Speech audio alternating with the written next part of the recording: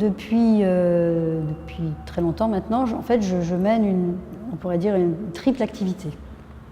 Donc d'abord, je dirais que je suis professeur à la fois dans une école d'architecture à Paris-Malaquais, à la fois je dirige des thèses à l'université Paris 1 Panthéon-Sorbonne, et puis aussi je dirige un laboratoire de recherche qui s'appelle le LIAT, Laboratoire Infrastructure Architecture Territoire. Donc ça c'est un premier versant qui comprend en fait le deuxième qui est celui de la recherche, qui est ma deuxième activité que je mène depuis que je suis étudiante.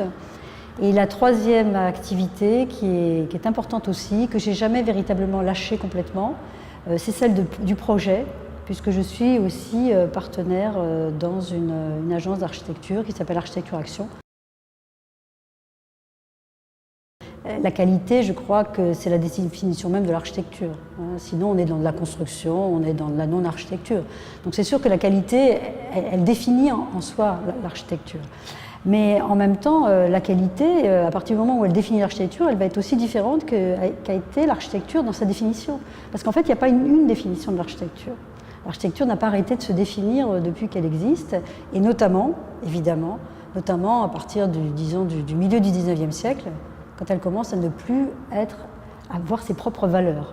Quand l'architecture commence à être finalement dépendante du monde qui l'environne, du monde qui l'entoure, où elle est constamment en concurrence. Elle va être d'abord en concurrence avec les métiers d'art, les métiers des ingénieurs, les grands ouvrages qui sont plus beaux qu'elle, plus impressionnants. Et depuis, elle est tout le temps à la recherche d'une image, alors que pendant tous les siècles avant le 19e siècle, elle savait ce qu'elle était, elle savait où elle allait, elle savait quelle était la qualité, quelle était la bonne et la mauvaise architecture. Aujourd'hui, c'est extrêmement difficile et tous les jours se rejoue la définition de l'architecture et donc tous les jours se rejoue la qualité de l'architecture.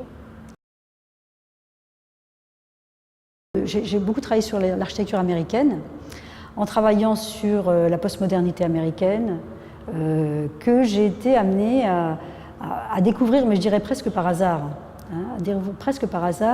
En fait, des productions qui m'ont assez interloquée. Ce qu'on appelle les radicaux italiens, les Tim Ten qui sont célébrés en ce moment en bas, tous ces gens-là étaient absolument inconnus, absolument aucun texte traduit en français, il y avait vraiment rien. Ce que j'ai identifié, si vous voulez, et dont je vais parler ce soir, c'est cette double décennie d'une richesse absolument extraordinaire.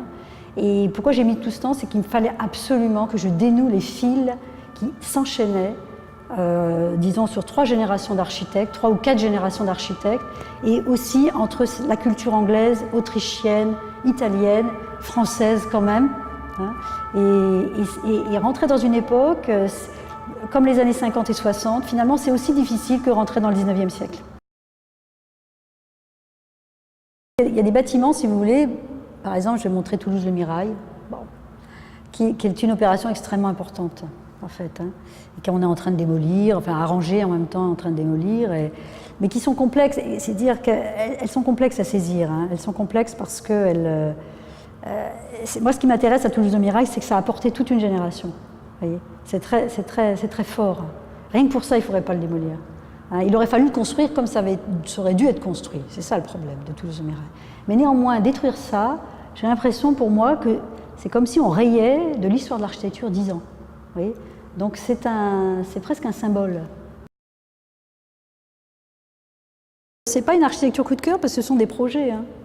Il y a énormément de projets, donc ce n'est pas une rencontre non plus avec une architecture. Donc c'est plus, d'abord c'est aussi des personnalités d'architectes, c'est des projets qui ne se sont pas construits, c'est des idées de projets. Non, je n'aurais pas de coup de cœur, j'en ai trop. J'ai trop de coups de cœur. C'est une passion quand même, de travailler autant d'années sur un sujet.